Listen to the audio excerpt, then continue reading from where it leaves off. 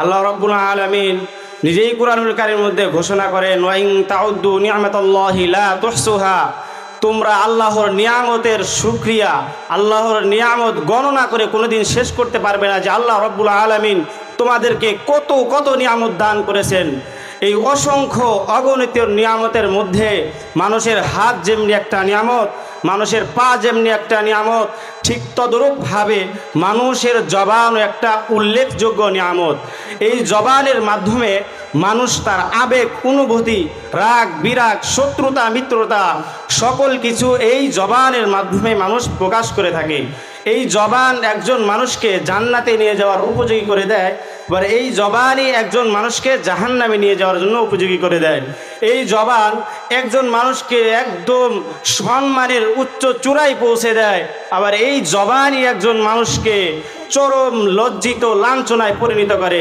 এজন্য রাসূল কারীম সাল্লাল্লাহু আলাইহি ওয়াসাল্লাম বলেন, মান ইয়াদমানলি মা বাইনা লাহইহি ওয়া মা বাইনা রিজলাইহি আযমান লাহুল জান্নাহ, যে ব্যক্তি আমার জন্য দুইটি জিনিসের জিম্মাদারি গ্রহণ করলো, আমি স্বয়ং রাসূল তাকে জান্নাতে নিয়ে যাওয়ার জন্য জিম্মাদারি গ্রহণ করব। মাত্র দুইটি জিনিস। এক নাম্বার, দুই চোয়ালের মধ্যবর্তী যে জিনিসটা আমরা জিহ্বা বা জবান যেটাই বলি, এই জিহ্বার হেফাজত। দুই নাম্বার, দুই পায়ের মধ্যবর্তী যে জিনিস, যাকে আমরা পুরুষের পুরুষত্ব বলি বা নারীর নারীত্ব বলি, এই দুইটা জিনিসের হেফাজত যে করবে, এই দুইটা জিনিসের অপব্যবহার যে না করবে, স্বয়ং রাসূল কারীম সাল্লাল্লাহু আলাইহি ওয়াসাল্লাম ঘোষণা করেছেন, আমি তাকে জান্নাতে নিয়ে যাওয়ার সুসংবাদ দিলাম। মুহতারাম হাজিরিন, জবানের হেফাজত, সত্য কথা বলা, মানুষের গীবত না করা, কোরআন তেলাওয়াত করা ইত্যাদি। ঠিক পক্ষান্তরে এই জবানের অপব্যবহার হলো মানুষকে গালিগালাজ করা, মানুষের গীবত করা ইত্যাদি, আরও অনেক কিছু রয়েছে। এজন্য মুহতারাম হাজির, আমরা জবানকে হেফাজত করার চেষ্টা করব। আল্লাহ রাব্বুল আলামিন এই জবানকে নিজে হেফাজতের ব্যবস্থা করেছেন। উপরে নিচে 32টি দাঁতকে আল্লাহ রাব্বুল আলামিন এই জবানকে হেফাজত করার জন্য দিয়েছেন এবং নিজে হেফাজত করার ব্যবস্থা করেছেন এবং বান্দাকে নিয়ন্ত্রণ করার জন্য নির্দেশ দিয়েছেন। এজন্য আল্লাহ রাব্বুল আলামিন কুরআনুল কারীমের মধ্যে বলেন, মা ইয়ালফিযু মিন কাউলিন ইল্লা লাদাইহি রাকীবুন আতীদ, মানুষ তুমি যে কথাই বলো না কেন, তা প্রতিটা কথা লিপিবদ্ধ করার জন্য সদা সর্বদা প্রস্তুত প্রহরী রয়েছে।